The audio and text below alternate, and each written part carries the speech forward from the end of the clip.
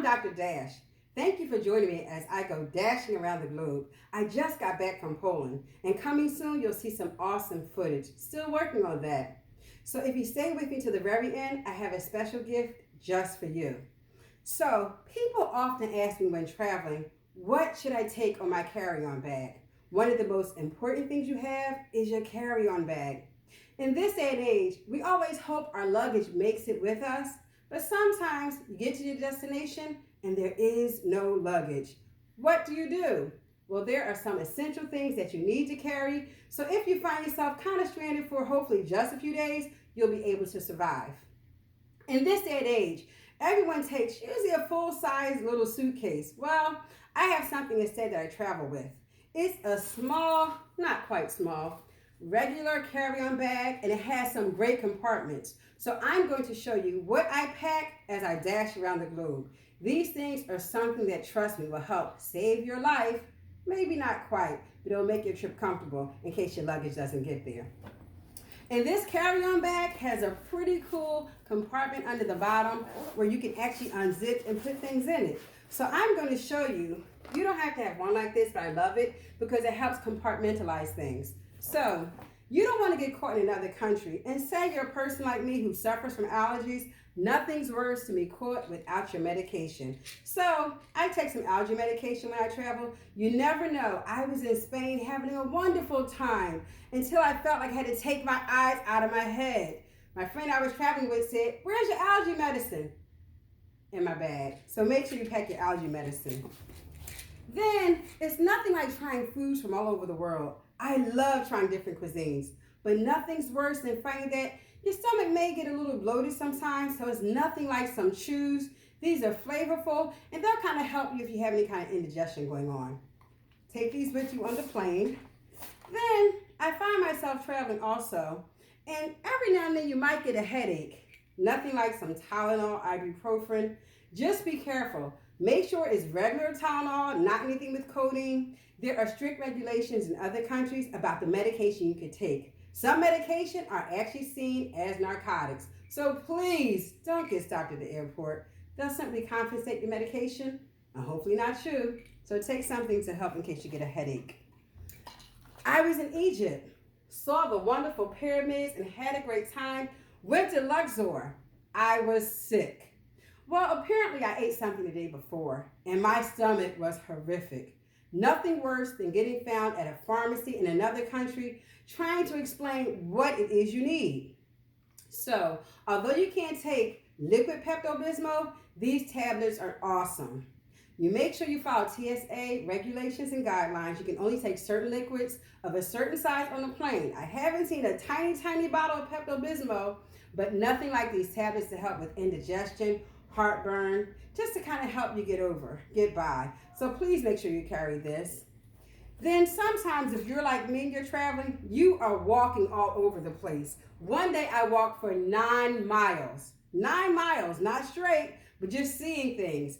Well, what happens if you bump and scrape your arm or get a bruise? Nothing like a handy first aid kit. This is small, something to carry in your bag because again, you don't want to get caught somewhere and need a Band-Aid or gauze or something tiny to kind of help bandage you up if you have a little accident. So take this, it's essential. Another thing I found, germs are all over. What am I saying? I'm a person who likes to wipe things out as I go, wipe them off. So I carry some type of Clorox wipes or something just to kind of wipe around seats or anything you need to wipe. So make sure you carry these. These you can take on a plane and they are really handy. Well, another thing, toothpaste. How many of you like to be fresh? You like to be fresh and you like to smell good? Well, toothpaste in other countries is different. The FDA, although sometimes we feel like things are over-regulated here, I'm telling you that the toothpaste is something essential. It's nothing like getting to a destination. We love fluoride in our water and our toothpaste. Everyone does it. Although it'll get the job done, it's not quite the same. So make sure you take a kit with a simple toothbrush and toothpaste, especially after a long flight, 9 hours in the air. Nothing like fresh breath to make you feel better. So please take your carry-on toothpaste. This is definitely regulated by the TSA as an approved carry-on. You need this. I used to get on planes and I would look at people who had masks on and I would wonder what's going on. Now I'm one of those people. I went to Dubai, came back with a nasty cold. One of my friends said, you realize it's the uncirculated air, or actually circulated air, in the airplane that's trapped full of germs. So now I'm the person who actually gets on the plane. This is me. The whole trip. So as I get in a plane and people look, I'm just protecting myself from germs. So you can pick these up anywhere or get them at Amazon. So just get these to have just in case on any flight.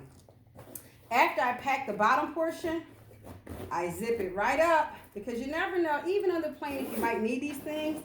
But let's talk about the inside, baby. What goes inside? Well, you get caught in another country and you don't have any clothes, but you do have clothes. So I take a few things. I mean, this is an example of a skirt. This is actually a skirt and a full-size dress. Add a top to it, it's a totally different outfit. Another top, I have outfits for 3 days. 3 days, if your luggage gets lost, depending on how long you're gone, this will hold you till you get to the mall or they recover your luggage. So I would take at least 2 outfits on the plane in your carry-on. Just stick them in there nice and neatly. Then, some other things that you need on the plane. There's nothing as important as some undergarments. They're already in my bag. I keep them handy. But you need to pack extra undergarments. You don't want to get stuck and you're not able to just stay basically fresh. So I pack at least 4 to 5 pair of undergarments just to have in case of emergency. You need your undergarments. Then next, I take shoes. Now when I travel with sneakers. Very comfortable, easy to take on and off on a plane. Depending on the climate, I take sandals or another pair of shoes. These are essential because if you find your luggage or if it doesn't surface, you have something else to walk around in. If you have a cute dress or an outfit to wear because your other 4 or 5 pair got lost in your luggage, you'll be safe with these. So I pack sandals. On the plane, sometimes it's chilly on the airplane. I don't like being cold, so I take a nice scarf. And the purpose of this scarf, they give you blankets on the plane, but sometimes the blankets can be a little musty or seem a little worn. So I take a scarf. And this is something that you can wear just to literally keep your neck nice and warm. I actually tuck it in, and I'm the person on the plane who I'm nice and warm. But then sometimes it's a little chillier, and people like to have the air blowing down or keep the vents open. That's okay, because this same scarf, I get to wrap it on my head and wear it like this. I'm set for the journey. There's one last thing you need. These are all great things, but it's nothing like compression socks. Any flights that is at least 5 hours and above, you need a nice pair of compression socks. Now what these socks do, they help you keep the circulation flowing in your legs. You can find these socks online, in a convenience store, Walmart, Rite Aid, any convenience store around. Find compression socks. These will help you keep your circulation flowing because it's important to make sure your circulation is flowing and your blood is getting everywhere it needs to get while on the plane. Another handy tip is get up and walk around. Now you can't go running a marathon, but you definitely can get up and kind of walk around and stretch your legs out. These are essential things that you need to carry on your carry-on. Also, this great carry-on is pretty flexible.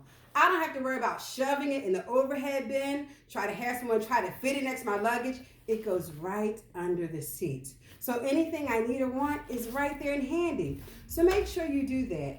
I thank you for joining me, and don't forget, I offered you a special gift earlier. If you were subscribed to my channel, Dashing Around the Globe, you can join me as I trek across the world.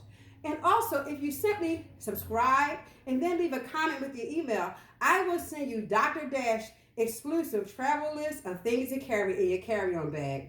Sometimes you get ready to travel and you have all these things in your head, but a handy checklist will help you keep in mind what you must carry to make your trip a peaceful journey no matter what. So again, subscribe and join me dashing around the globe. Guess what? In 2 weeks, I head off to Budapest, Vienna, and Prague. I hope to see you there. Thank you for joining me. dashing around the globe. Take care.